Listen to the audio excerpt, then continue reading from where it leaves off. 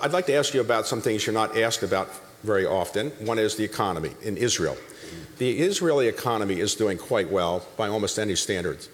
Why is that when you have so many people around you who are threatening your existence?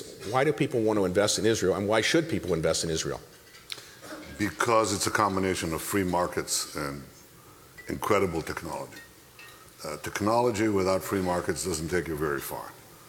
And free markets without technology do take you quite a distance. But Israel has the combination because I deliberately moved it that way. And so that withstands a lot of stuff. Also, it gives you the technology to maintain your security.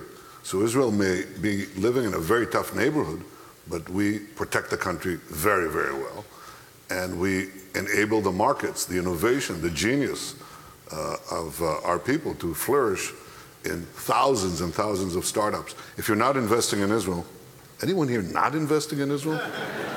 Invest in Israel. You should. So now a lot of Israeli companies are well-known startup companies, but very often after they start up in Israel for 1 or 2 years, because the market is small in Israel, they move to the United States. Is that a problem where you're now losing engineers in some of your best companies or not?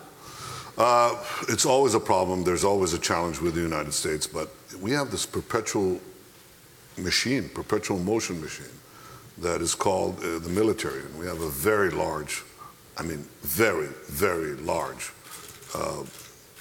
collection intelligence service. The biggest one in the Western world is the NSA, you know it, right? So what's the second biggest one? Absolute size, not relative size. It's Israel, okay? So the NSA is America is 42 times the size of Israel. The NSA is not 42 times the size of Israel's collection agency. It's not even 10 times bigger. Israel's bigger than Britain's, bigger than others. So we have this sunk cost, right, of people who we have to put in there to protect ourselves, to have superb intelligence.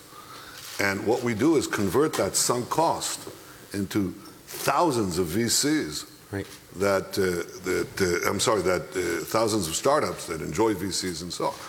And that creates this perpetual production of innovation. Companies grow, some of them grow, they're sold for nothing. Like Google bought, can you imagine? Google bought Waze for $1 billion. That's a pittance. Eric Schmidt told me that was a good deal. Yeah, I think it's worth a lot more. And so, yes, the exit is always there, but the entry is always there, more and more entry, because we just keep on producing these very, very able young men and women.